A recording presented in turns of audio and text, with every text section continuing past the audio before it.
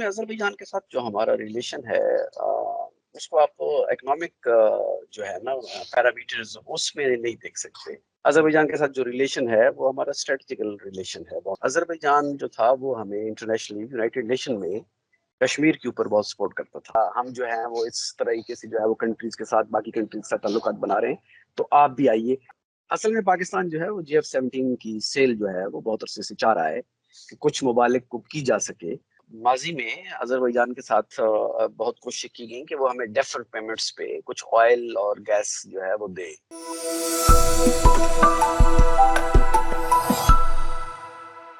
बिस्मिल्लाहिर्रहमानिर्रहीम। अस्सलाम वालेकुम। वी न्यूज़ एक्सक्लूसिव के साथ मैं हूं फैसल कमाल पाशा। नाजरीन, अभी हाल ही में अज़रबैजान के सदर इल्हाम अलीयोव ने पाकिस्तान का दौरा किया और बड़ा ही उन्हें एक रेड कारपेट रिसेप्शन दिया गया, बड़ा प्रोटोकॉल उनको दिया गया।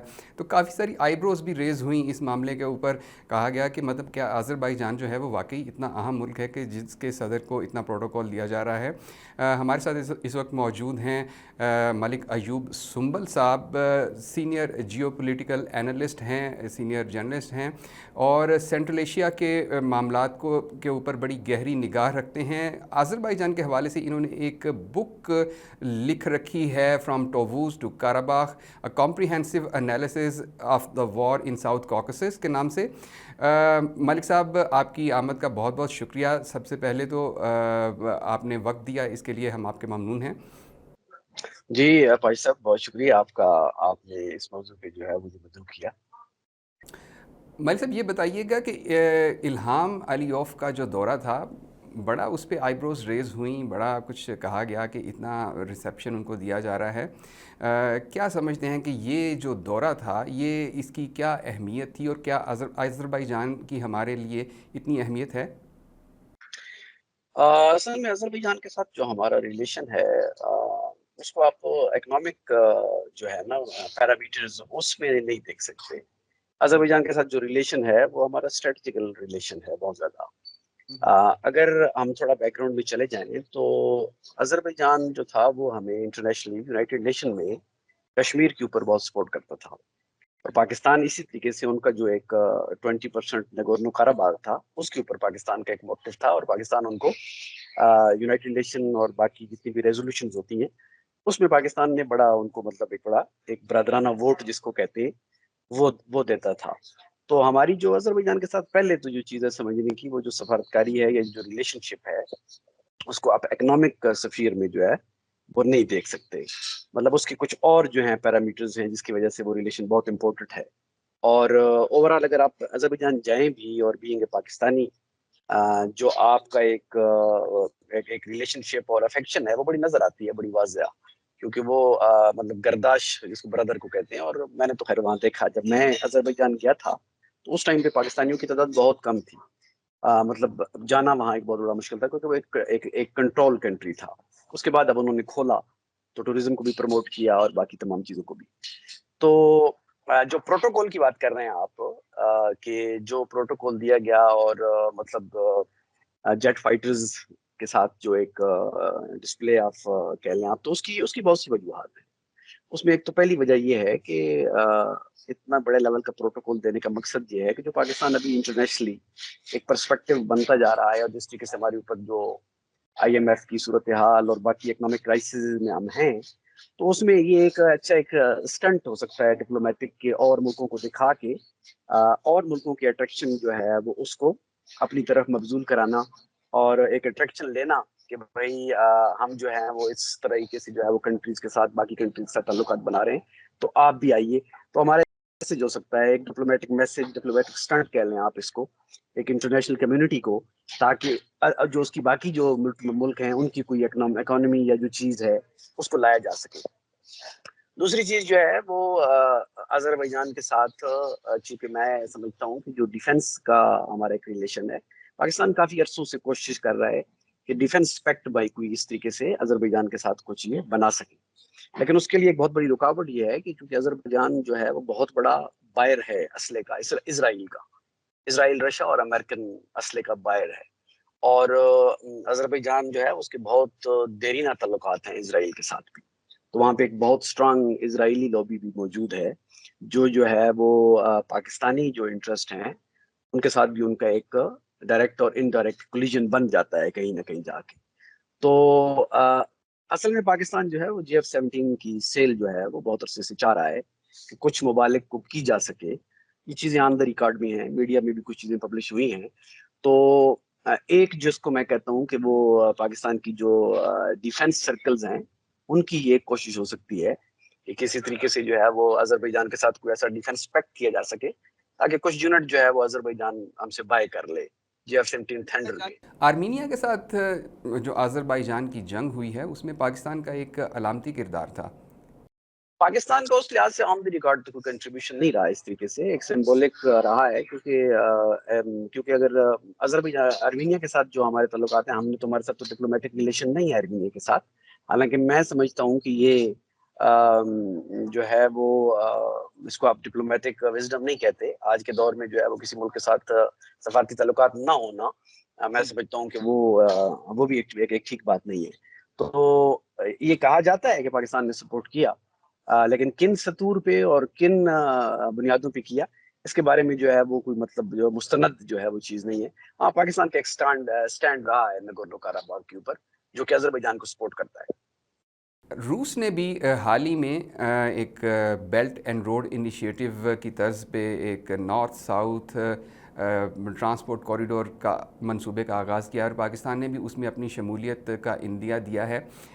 مجھے صاحب کیا سمجھتے ہیں کہ اس تناظر میں سینٹرل ایشیا کی پاکستان کے لیے اہمیت کتنی بڑھ گئی ہے؟ دیکھیں، پاکستان کی جو اہمیت ہے وہ سینٹرل ایشیا کی ہمیشہ سے رہی ہے اور رہے گی.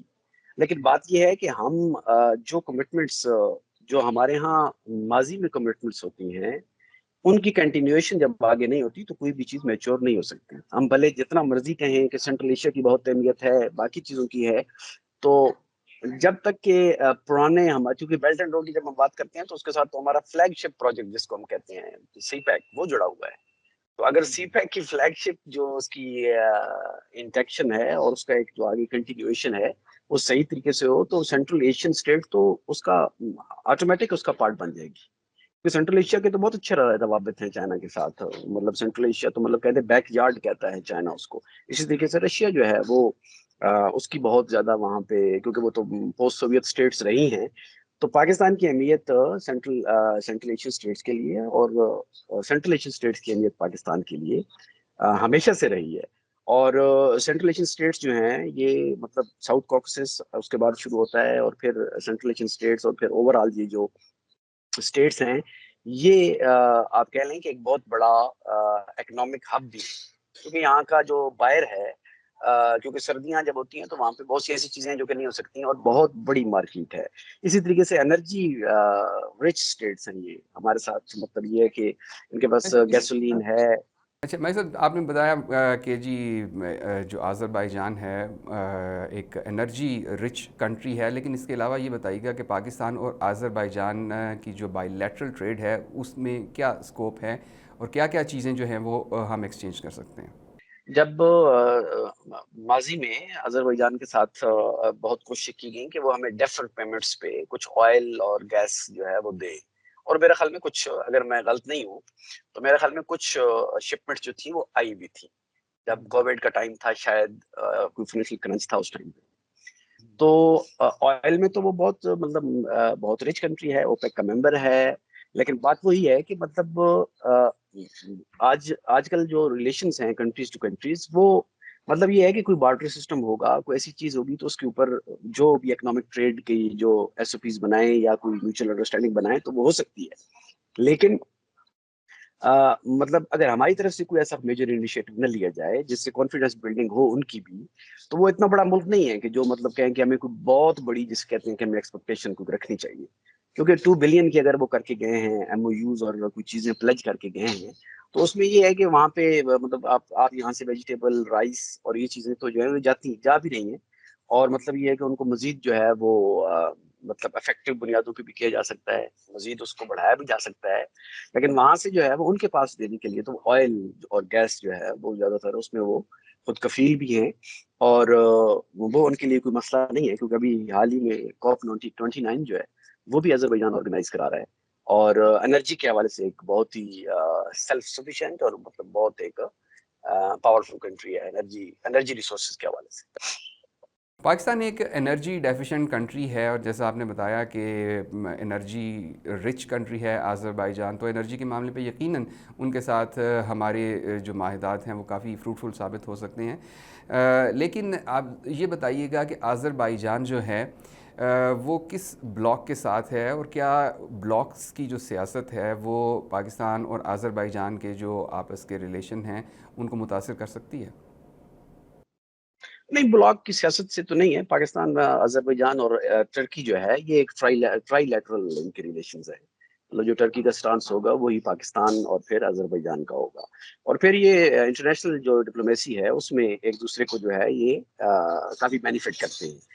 بلاک کی سیاست آذربائیجان جو ہے وہ مطلب آپ کہہ لیں کہ ایک چیلنجنگ اور اگریسو جو ڈپلومیسی ہوتی ہے وہ آذربائیجان نہیں کر سکتا۔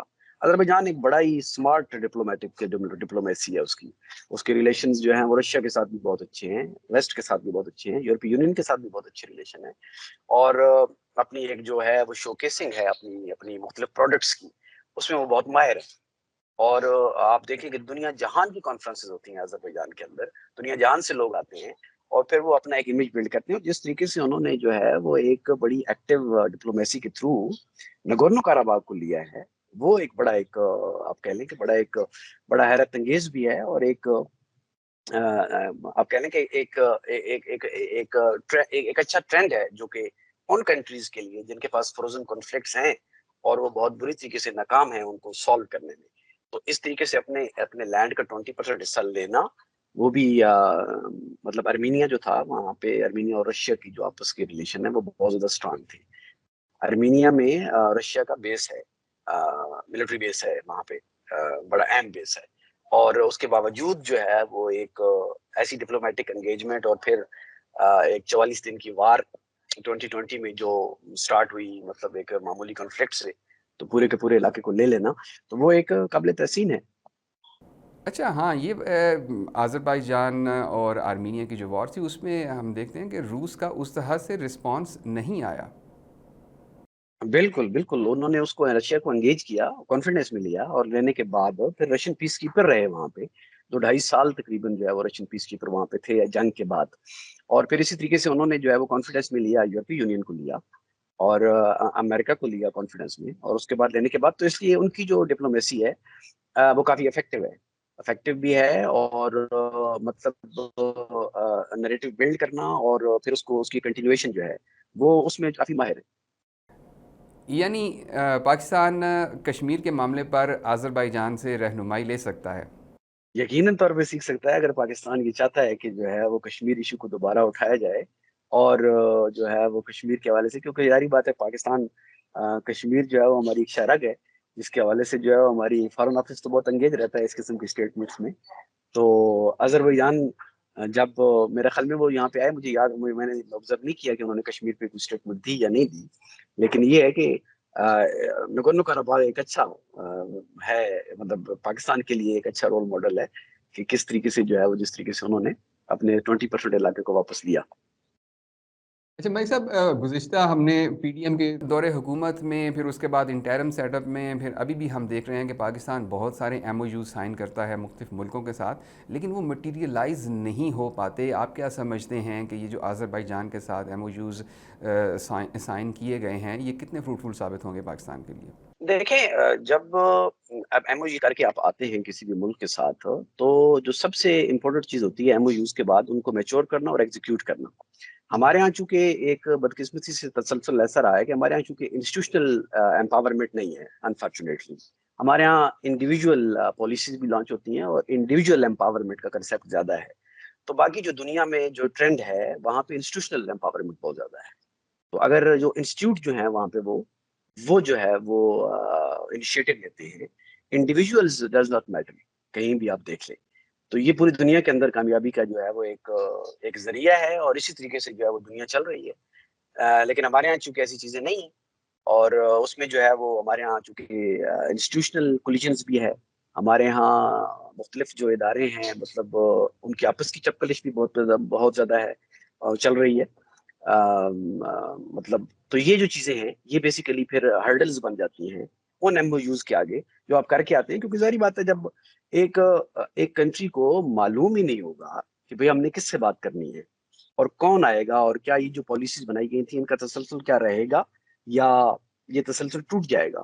بلکہ حال ہی میں آپ نے دیکھا ہوگا کہ ہمارے ایک بہت ہی جو مطلب کہہ لیں کہ چائنا سے جو ہمارے منسٹر یہاں گئے پاکستان, تو انہوں نے دو چیزیں بڑی پوائنٹ آؤٹ کی اور بڑی واضح طور پہ مطلب میڈیا کے اوپر انہوں نے یہ بات کی کہ پولیٹیکل اسٹیبلٹی اور دوسرا انہوں نے کہا کہ سیکورٹی. تو یہ دو چیزوں کو انہوں نے لنک کیا.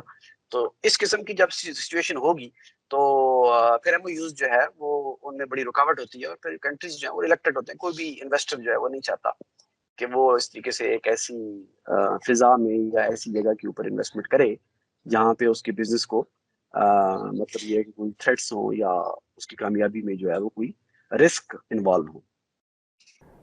ون لاسٹ کویشچن ملک صاحب, یہ بتائیے گا کہ آذربائیجان کا جو دورہ تھا پاکستان کا, آپ کیا سمجھتے ہیں کہ کتنا فروٹفل ثابت ہو سکتا ہے پاکستان اور آذربائیجان کے تعلقات کے لیے, اور ان اے براڈر اسپیکٹرم جو پاکستان اور سینٹرل ایشین ریجن کے درمیان جو تعلقات ہیں اس کے لیے؟ دیکھیے یہ ایک سمبولک ہے, میں نے پہلے بھی آپ کو بولا ہے. تو اس کو بنیاد بنا کے اور جو ایگریمنٹس انہوں نے کیے ہیں ان کو اگر یہ میچور کریں تو یہ ایک اچھا جو ہے وہ کانفیڈنس بلڈنگ میجر ہو سکتا ہے باقی انویسٹرز کے لیے اور باقی کنٹریز کے لیے, تاکہ جو ہے وہ یہ چیز ہم باقی کنٹریز کو دکھا سکیں جن کے ساتھ ہم اس پروسیس میں موجود ہیں.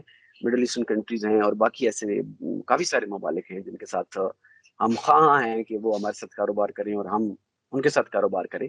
تو یہ ایک اچھا ایک پیٹرن سیٹ کر سکتے ہیں ہم اگر ہم اس کو جو ہے وہ میچور کر لیں. تو اس کو مطلب یہ ہے کہ پازیٹیو سائڈ پہ اگر دیکھا جائے تو ڈیفینیٹلی یہ ایک اچھا وزٹ تھا. میں اس کو جو ہے وہ آپ کہیں کہ مطلب اگر میں ایک پازیٹیو اس کے اوپر اپنا ویو دوں تو یہ ایک مطلب ایک اوور آل جو کرنٹ سچویشن ہے اس میں جو ہے وہ آذربائیجان کے پریزیڈنٹ کا آنا میں سمجھتا ہوں کہ یہ ایک خوش آئند ہے. بھائی صاحب آپ کے وقت کا بہت بہت شکریہ. ناظرین پروگرام آپ نے دیکھا, اگلے پروگرام تک کے لیے اجازت دیجیے. اللہ حافظ.